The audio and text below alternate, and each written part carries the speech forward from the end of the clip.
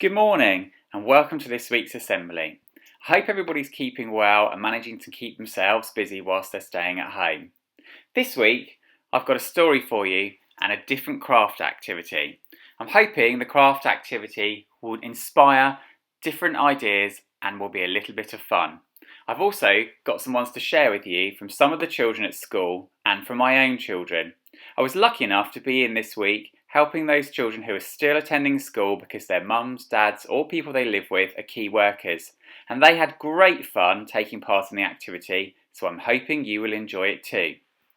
Okay, this week's story is another one of my favourites, although I'm starting to run out now, I must admit. And it's a story called The Mood Hoover, written by Paul Brown. Okay, here we go. Mischievous Stan was always getting up to no good. He also had a very special secret. He'd created an amazing machine that could suck up anything that was happy or fun. He proudly named his gizmo the Mood Hoover, and Stan was itching to try it out. His sister's bedroom was the perfect place to test out his invention. Within seconds, the little machine began gobbling up all the girly niceness. Stan was very impressed with its power. Outside, a couple were admiring a huge, colourful rainbow up in the sky. Stan wasted no time and got straight to work. Still sniggering to himself, Stan made a quick escape. At the zoo, naughty Stan sneaked his Hoover past the man in the ticket booth. Inside there was so much colour, happiness and fun to choose from, Stan was spoilt for choice. Then he spotted his perfect target. This will be simple, thought Stan, as he flicked the switch to on. His machine immediately came to life and guzzled up a little boy's ice cream, and all the zebra's stripes. This is so much fun, laughed Stan as he came across another opportunity. Stan's Hoover sucked up all the happy, bright colours in no time. Down the street, Stan could hear music coming from the concert hall. Sneaking through the back door, he placed his device behind the large stage curtain. It instantly kicked into action, and suddenly all the music was sucked into the Hoover. On the bus, Stan noticed a girl wearing bright red boots. With her gum, she blew a huge pink bubble, much to the horror of the other passengers. This made Stan giggle out loud. They both got off at the stop by the park and the girl bought some colourful lollies. Stan was really itching to cause more mayhem.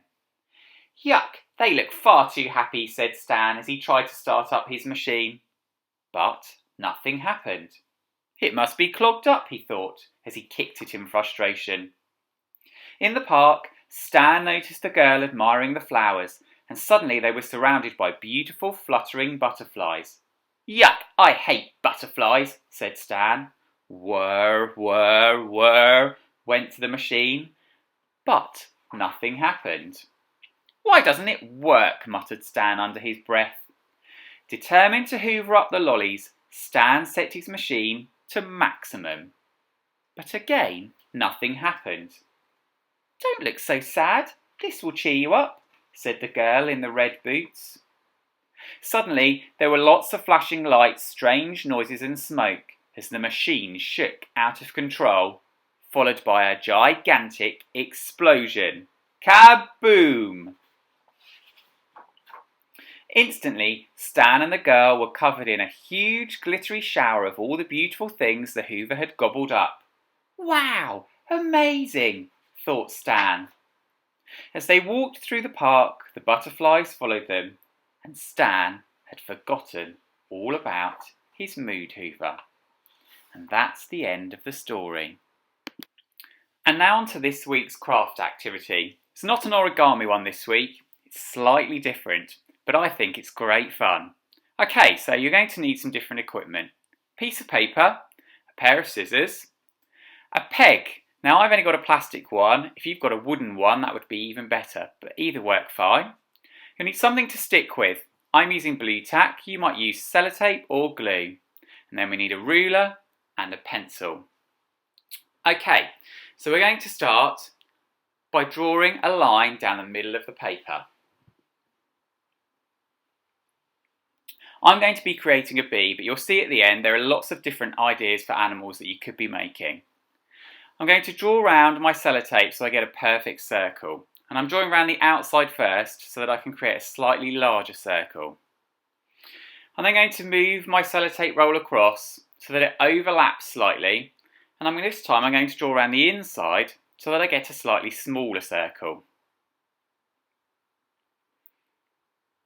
And you can see when I remove the sellotape it looks something like this. Okay, now I'm doing a bee, so I'm going to start at the front and I'm going to draw his mouth. And I'm going in from both sides to where the two circles roughly meet.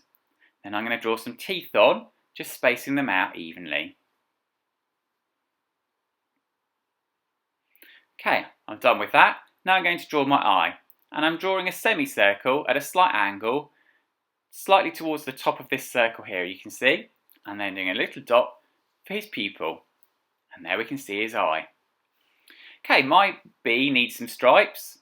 So I'm going to draw very carefully, mirroring the line of the circle. And I'm going to do 1, 2, and 3 stripes. Now a bee needs a stinger. So on the back I'm going to draw a small triangle for his stinger. Okay, on the very front of his head he needs 2 antennae. So I do my line up and a little dot on the end. And a second one with a dot on the end. Now, what else does he need? I'm going to draw a nose on the front, and I'm just drawing this like a little hook that sticks out the front of his face. Then he needs some legs, 1, 2, 3, and again I'm going to do a little dot on the end of each. And then his wings, and for these I'm just drawing an oval shape on the top, 1, 2, and 3. And there we have my bee with a line down the middle, and you'll see what the line is for at the end. Okay, now for the fun bit, the colouring in. So I'm only going to need black and yellow.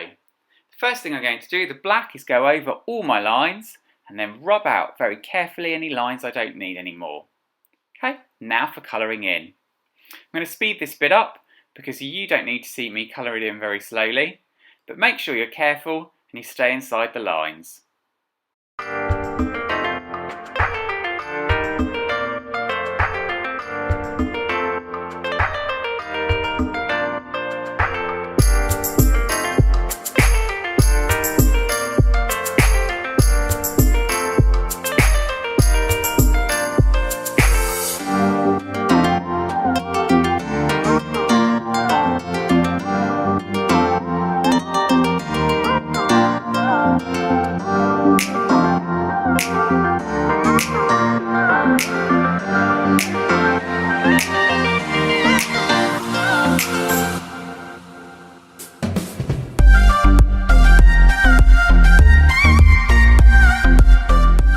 Okay, and once we're finished colouring it in, we need to take our scissors and we're going to cut around the outside of our animal.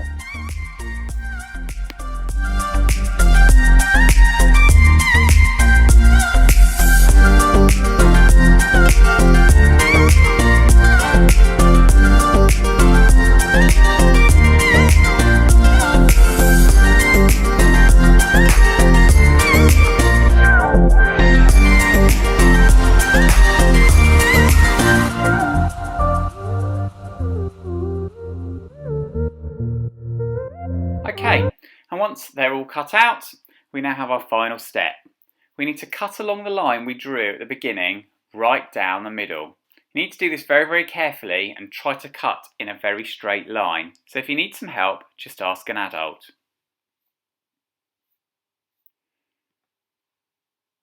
Okay, I'm nearly there. Okay, now we have the two pieces of my bee, the top half and the bottom half. And now comes the final step. We need to attach it to the peg that we found at the very start. Now make sure you don't just go and steal a peg from the washing line at home. Make sure you actually ask someone and check it's okay that you're allowed to use it. Now I'm going to stick my bee in two halves using blue tack, but you could glue it or you could sellotape it. So I'm going to take my blue tack and I'm taking the top half of my bee and I'm going to put a piece of blue tack right at the front where his teeth are, and then a piece about halfway down. And then very carefully, I'm going to pick up the top half of the bee and I'm going to attach it to the top half of the peg, making sure that the peg will still open afterwards. Can be a little bit fiddly, but if you're careful, you can do this perfectly. Okay, now I'm going to repeat exactly the same thing with the bottom half of the bee. So again, I'm sticking a piece of blue tack on the teeth, but again, you could put glue here or some sellotape, and then one about halfway down. Then I'm going to stick that very carefully onto the bottom half of the peg. Now look, I've made a mistake, it's not quite in line, so I'm going to pick it up, I'm just going to move it back a little bit to make sure that his mouth lines up properly. Okay, and there we have it, our finished peg animal. Now if we put our hands behind and we move the peg, the bee will open his mouth. Now I've got lots of other ideas for you, sent in from some of the children at school and from my own children. So here we have a fish, a caterpillar, you could make a dinosaur, or maybe a monkey. Here we have a cow,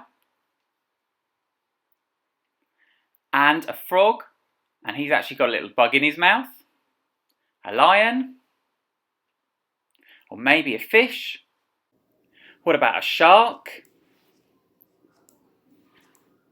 You could make a penguin, maybe even a flamingo, or a tortoise. Now I'm sure you can think of loads of other animals. Maybe you could choose your favourite animal from the zoo or your favourite animal at home. I had great fun making these clothespin animals, and actually if you're really clever you could put on a play or maybe even make your own short movie if you can manage to make a few. Now I hope you've had fun this week and I can't wait to see you all soon.